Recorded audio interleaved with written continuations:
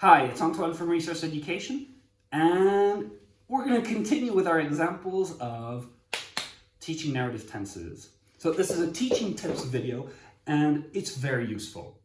You've probably already seen the examples with the Beatles, Titanic, Jack and Rose, and Die Hard.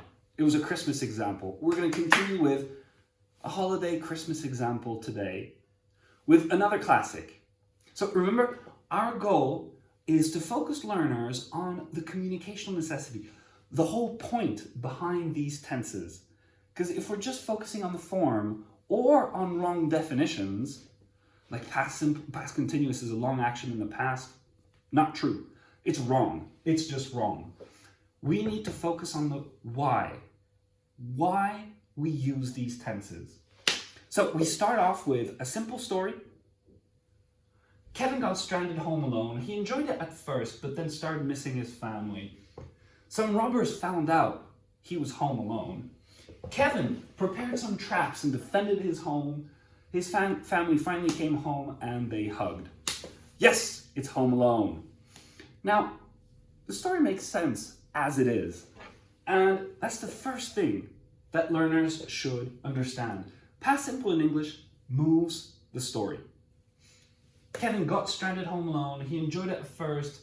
He started missing his family. Some robbers found out he was home alone. Kevin prepared some traps, defended his home. His family came home and they hugged. Past simple is enough. If your only goal is to tell a story in English, you can do it in past simple. It's good enough. But what level of communication are we achieving? Do we really feel for the characters? Is there a connection? Well, if V2 or didn't plus V1 moves the story, let's write that here.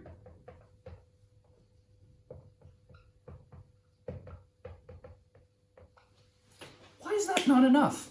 Well, sometimes we need context. We need to paint a picture to help others connect with our characters, understand what's going on. So, let's paint a few pictures. Well, some robbers found out. Oh, what were they doing around there? They were robbing.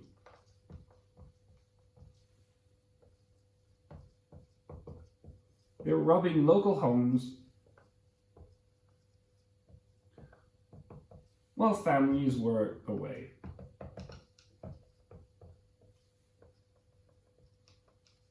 That's the context, and it helps us understand what these robbers were doing. They were robbing local homes while families were away. At first, by the way, I said some robbers found out he was home alone. You can also say he was staying home alone. It paints a picture. It helps us connect. We see poor Kevin. Well, poor Kevin. At the beginning, he's really enjoying himself. Let's not call him poor Kevin. So, was, were plus being.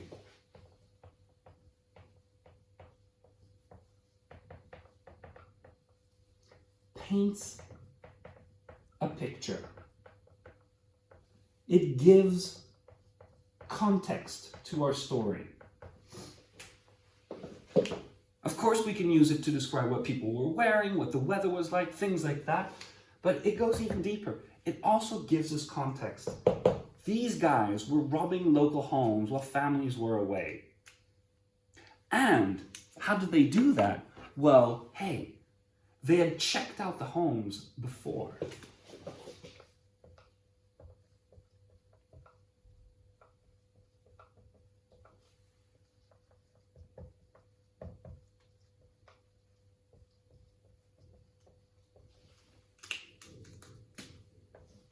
They had checked.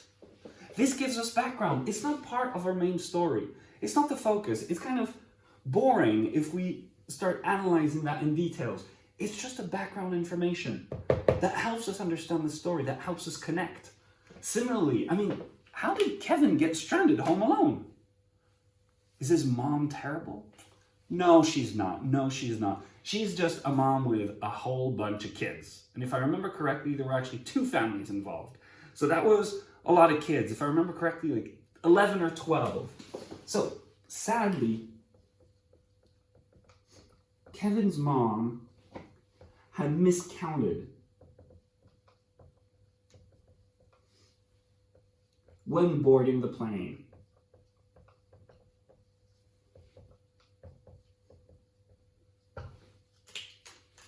And there we have it, another example of had plus V3 that gives background. It explains the past.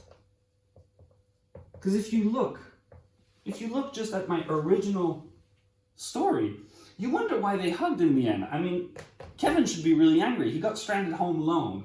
Why are they hugging in the end? Does the mom deserve a hug? Yes, she does. Yes, she does. She had just miscounted. There were just too many kids. It was too difficult. They were in a panic. They were rushing to the airport, blah, blah, blah, blah, blah. So there you have it. Narrative tenses explained in a simple, logical way that leads students to understanding the communicational necessity. If something is useless, doesn't serve a purpose to human communication, it disappears from a language. There's no point for something to exist in a language if it is not useful in communication. So there we have it with narrative tenses.